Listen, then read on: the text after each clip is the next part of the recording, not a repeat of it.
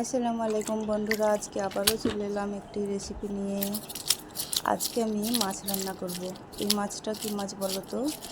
এটা হচ্ছে সরপুঁটি মাছ। এই মাছটা আমি কোনোদিনও কিনিনি, আজকে প্রথমবার কিনলাম। কারণ অনেকেই বলে নাকি এই মাছটা খেতে অতটাও স্বাদ হয় না। এই মাছটা নদীর না পুকুরের আমি জানি না, কিন্তু দেখে ভালো লাগলো তাই কিনে ফেললাম। একদিন খেয়েই দেখি কীরকম লাগে। দেখো, মাছটার পেটে আবার ডিমও আছে। ডিম থাকলে এরকমভাবে কেটে বের করে নিতে হয় হালকা হাতে। অনেকটুকু ডিম ছিল। এটাকে আমি পিস পিস করে কেটে নেব।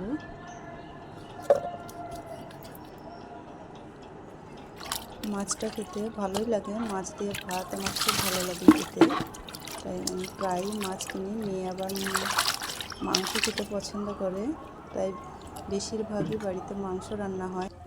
এরকম ভেতরে মাছের পিসের ভেতরে যে লাল অংশগুলো থাকে ওগুলো ভালো করে ফেলে দিতে হয়। আমি সেই সঙ্গে একটু মশলা করে নেব।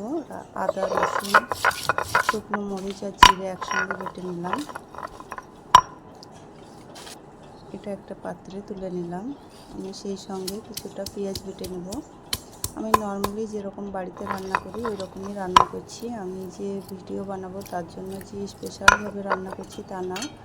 তোমরা অন্যরকমভাবেও রান্না করে হয়তো খেয়েছো, কিন্তু আমি এরকমভাবেই রান্না করছি কারণ আমার এই হাতে মাখা মাছ রান্না খেতে ভালো লাগে। তার জন্য বেশি তেল মশলা দিয়ে আমার তরকারি খুব একটা ভালো লাগে না, কারণ বেশি মশলা শরীরের ক্ষতি করে। আর আমি চাই তোমরা সকলেই সুস্থ থাকো, তাই যত পারবে কম মশলায় রান্না করে খাওয়ার চেষ্টা করবে।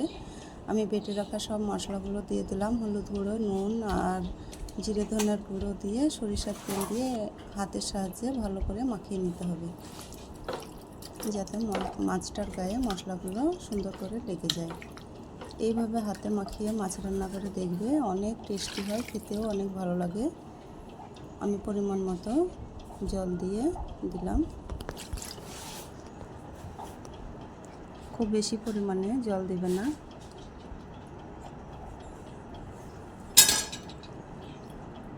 একটা টমেটো আমি এইভাবে কেটে দিয়ে দিলাম।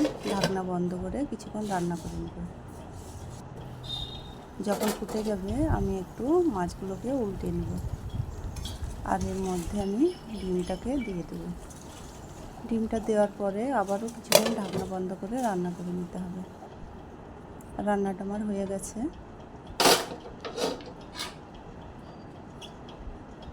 গোসল টোসল করে খাওয়ার জন্য চলে এলাম। এক পিস মাছ নিয়ে নিলাম আর সবজিও রান্না করেছিলাম, একটা শসা কেটে নিয়েছি। এই হচ্ছে আমার দুপুরের মেনু।